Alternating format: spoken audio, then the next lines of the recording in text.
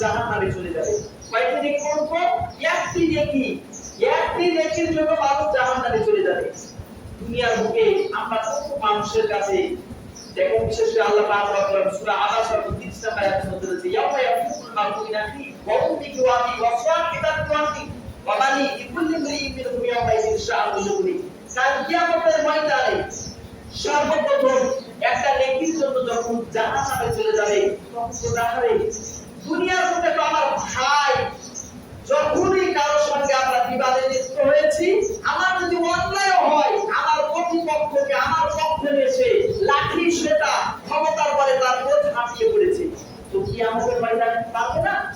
কি আমাদের মধ্যে যাই তার কাছে একটা নেকি চাই, তখন নেকি চাইতে যাবে এমন অবস্থায় আমরা যেমন সাপ দেখলে কি করি, ওই জায়গায় থাকি না, দৌড় দিতে হবে, তো একবার সেই দৌড় দিই অনুরূপভাবে কি আমাদের ময়দানে আপনার ভাই আপনাকে দেখা মাত্র এই জায়গায় থাকবে না, একেবারে দৌড় দিতে লাগবে, এমন ভাবে সেই দৌড় দিবে।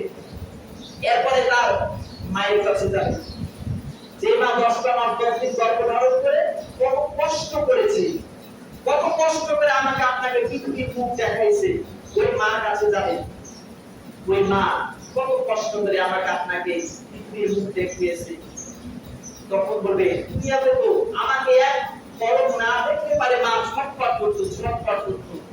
পৃথিবীর মুখে দেখবে আপনার সন্তান যদি একটি রাত অন্য জায়গায় কাটায় বা বাইরে থাকে, মা কিন্তু বাসার মধ্যে যখনই খাবার খেতে যায় এমন তো মুহূর্তে তার মনে পড়ে যায়, আরে আমার সন্তানটা কি খাইছে, আমি এখন তো মাছকে ভাত খাচ্ছি, আমার সন্তানটা তো হয় কি দিয়ে খাচ্ছে, তার মনের মধ্যে তার একটা আত্মনাদ সৃষ্টি হয়। একটা কাজ কবুতরকে কেটে দিয়ে যেমন ছটফট করে, ওদের ঘরে মায়ের জানটা এরকম ছটফট করতে থাকে, মনে হয় আমার সন্তানটা বিপদে পড়লো, মনে হয় আমার সন্তানটা খেতে পেল না, মনে হয় আমার সন্তানটাকে না জানি কে কি বলছে, এরকম দুশ্চিন্তা করতে থাকে। তখন ওই মায়ের কাছে যাবে, সন্তান বলবে মা আমাকে একটু সব দাও, একটি দেখি আমাকে জাহান্নামে চলে যাবে। তখন ওই মা তখন ডাক দিয়ে বলবে দুনিয়াতে তো আমার বিয়ে হয়েছে, তাহলে তোমাকে পাবো কোথায় থেকে? দেখছেন কি কঠিন মুহূর্ত।